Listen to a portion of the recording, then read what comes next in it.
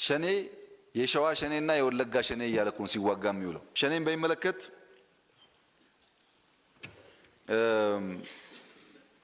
በመጀመሪያ በሽብር የሚገኝ ነጻነት የሚገኝ ዲሞክራሲ የሚገኝ ክብር የለም። ሽብር ነው። በሽብር መንገድ ዘላቂ ጥቅም ማምጣት አይቻልም። ሸኔ ግን እንኳን ለኛ ለሚጋልቡትም ችግር ሆኗል። ማይጨበጥ ማይዳሰስ ፍላጎቱ ማይታወቅ ኮማንድ ኤንድ ኮንትሮል ስርዓት የሌለው የሚልኩት ሰዎችም ግራ ገብቷቸዋል። እንኳንኛ አንድ ኮማንድ አንድ ስርዓት በማይኖርበት ሰዓት ተነጋግሮ ችግር ለመፍታት በእጅጉ አስቸጋሪ ነገር ይፈጥራል። ለኦሮሞ ቆንኩ ይላል፣ ኦሮሞን ያፈርሳል፣ ኦሮሚያን ያፈርሳል። በኦሮሚያ ውስጥ ልማት እንዳይካሄድ ልማት ቦታዎች የልማት ስራዎች ያደናቅፋል። በዚህ መንገድ ይመጣ ነጻነትና ሰላም ያለ አይመስለኝም። ነገር ግን በእኛ በኩል አቋማችን ያው ነው። የተለየ ዱዋል የሆነ ፕሪንሲፕል የለንም። ለሸኔም ለከበደም ለተሰማም አንድ ነው። ታጥቀህ በኃይል የሚገኝ ጥቅም የለም። በፖለቲካ በንግግር ብቻ ነው ፍላጎትን ማሳካት የሚቻለው። ህገ መንግስት ላይ መነጋገር እንችላለን፣ ክልል ላይ መነጋገር እንችላለን፣ ስርዓታችን ላይ መነጋገር እንችላለን። በንግግር ብቻ መሆን አለበት፣ በኃይል መሆን የለበትም የሚል ነው የኛ አቋም። ትናንትም ዛሬም ወደፊትም ለሰላም በራችን ሁሌም ክፍት ነው፣ ለንግግር በራችን ሁሌም ክፍት ነው።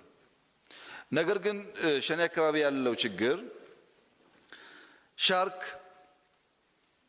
የባህሩን ከባቢ እሱ ያለበትን የባህር ጫፍ ሲያናውጥ ባህሩን በሙሉ ያናወጠ ይመስለዋል። በዛ አካባቢ ደግሞ ያሉ አሳዎች ባህር ሳይሆን ዓለም ተናወጠች ይላሉ። እንደዚህ አይነት ኢሉዥን ጥቅም የለውም። ንጹሃን በመግደል መኪና በማቃጠል የሚገኝ ትርፍም ጥቅምም የለም። በመዝረፍ የሚገኝ ጥቅም ትርፍም የለም። ሰከን ባለ መንገድ ማየት ጠቃሚ ይሆናል እና መንግስት ሰላም ማስከበር ግዴታው ነው። ሰው በኃይል ከመጣበት በክላሽ ከመጣበት ከክላሽ ባሻገር ለመወያየት ዝግጁ ከሆነ ግን በራችን ሁሌም ክፍት ነው።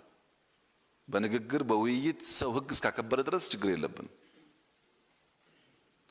ህግ ሳያከብር ግን ሰው እየገደሉ ንጹሃን እየገደሉ አርሶ አደር እየገደሉ እንደ መብት ማየት ግን የሚፈቀድ አይደለም። ይሄን መንግስት ሰፊ ስራ እየሰራ ይገኛል። በተባለው ልክ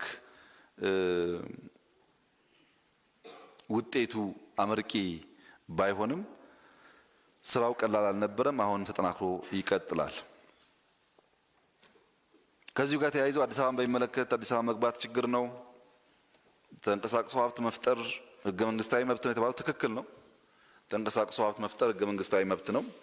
ግን ባለፈው እንዳነሳውላችሁ አዲስ አበባን ለማሸበር ለማናጋት መሃሉን ዳር እናርግ የሚል ሰፋፊ እቅዶች ይዘጋጁ ነበር፣ ነግሬያችሁ ነበር። ያን ለማስቀረት ብዙ ስራ ተሰርቷል። በዚህ ስራ ውስጥ የተጉላሉ ሰዎች ይኖራሉ። የተጉላላሁት ለአዲስ አበባ ህዝብ ሰላም ነው፣ ለሀገሬ ሰላም ነው ብሎ ማሰብ አለበት። ሰው ለሀገሩ ሰላምና ደህንነት ህይወቱን ከፍሎ እግሩን ከፍሎ አይኑን ከፍሎ እየተዋጋ በፍተሻ የሚፈጠር መስተጓጉል ወይም በአንድ ቀን ሁለት ቀን የሚፈጠርን ድካም ከህይወት መስዋዕትነት አንጻር መታየት የለበትም። ዝም ካል እንዳያችሁት ነው። የምንይዘው ቦምብ ነው፣ ጥይት ነው። ከገባ ሰው ነው የሚገለው። ይሄ በኦሮሚያና በአማራ በተደጋጋሚ ኮምፕሌን ይደረጋል። እኛ መረጃ ስላለን ነው። ወጣቶች ርኩ ተደርጎ አበል ተከፍሏቸው አዲስ አበባ ገብተው እንዲረብሹ በተደጋጋሚ ሙከራዎች ይደረጋሉ። ያን ለማስቀረት ነው ስራ የተሞከረው። በሸኔውም በቲፒኤልኤፍም በአዲስ አበባው የተከበረው ምክር ቤት ቢያስብበት ቢገነዘበው ብዬ የምጠይቀው ነገር የኢትዮጵያ ፖለቲካል ማርኬት ችግር አለበት። ፖለቲካል ማርኬት ተረሻሽቷል። ስትመድብ ብቃት የሚባል መመዘኛ ማየት አስቸጋሪ ነው። ከየት ሰፈር ነው መንገድ የት ሰፈር ነው። ማንኛውም ሀገራዊ ፕሮጀክት ከሰፈር አንጻር እንጂ ከሀገር አንጻር አይታይም። ፖለቲካል ማርኬቱ እየተበላሸ ባህል እየሆነ ሲሄድ ብልጽግና ተሸንፎ አዲስ ፓርቲ ከመጣም አደገኛ ባህል ነው ይሄ። ፖለቲካል ማርኬት ፕሌሳችንን ብንፈትሽ በጣም ጥሩ ይመስለኛል። አዲስ አበባ ተብሎ ፖለቲሳይዝ ይደረጋል። ሸኔ ተብሎ ፖለቲሳይዝ ይደረጋል። ወልቃይት ተብሎ ፖለቲሳይዝ ይደረጋል። በጋራ ስንት ድል አምጥተን በጋራ ብንቆም ተአምር ልንሰራ የምንችል ሰዎች በአልባሌ ምክንያት እንፋረሳለን። ይሄ ደግሞ በስራ ሳይሆን በጩኸት ለውጥ ይመጣል ብለው የሚያስቡ ሰዎች የሚፈጥሩት ችግር ነው። በአንድ ወቅት አንድ ሳይንቲስት ነበር። ይሄ ሳይንቲስት ምርምር አደርጋለሁ ወፍ አምጡልኝ ይላል እና ወፏን ከነነፍሷ ይዞ ላብራቶሪ ይገባል እና በጣም ይጮህባታል ብረሪ ብሎ ወፏ ላይ ከጮህባት በኋላ ይለቃታል። እዛው ቤት ውስጥ በረረች። መልሶ ይዛትና ክንፎቿን ይገነጥላል። ክንፎቿን ከገነጠለ በኋላ ብረሪ ብሎ በጣም ይጮህባትና ይለቃታል። ወፏ መብረር ሲያቅታት ክንፏ ሲገነጠል መስማት አትችልም የሚል ድምዳሜ ይደርሳል። በሱ ጩኸት እንደበረረች አስበው ማለት ነው። ዝም ብሎ የሚጮሁ አሉ። ሽግግር መንግስት ምናምን መንግስት ምናምን እንደ ጮክ ትቀራለህ እንጂ የአገር ክንፍ እየቆረጥክ አገር በሁለት እግሯ ቆማ እንድትሄድ የሚያደርጉ ነገሮች እያበላሸህ ቢሰጥህም ስራ አትሰራበትም። ሰው መብረሪያ ክንፉን እየቆረጠ ሀገር አላደገችም አልተነሳችም ቢል ዋጋ የለውም።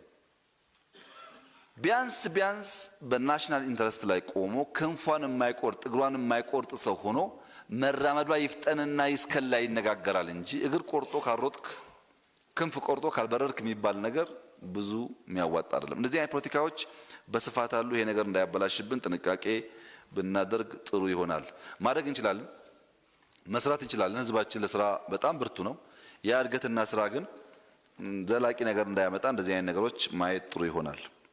አመራር በሚመለከት የሚተባበሩ እንዴት ይታያል የተባለው ያው አይተባበሩም፣ የሚተባበር አመራር የለም ብሎ ቃል መስጠት ያስቸግራል።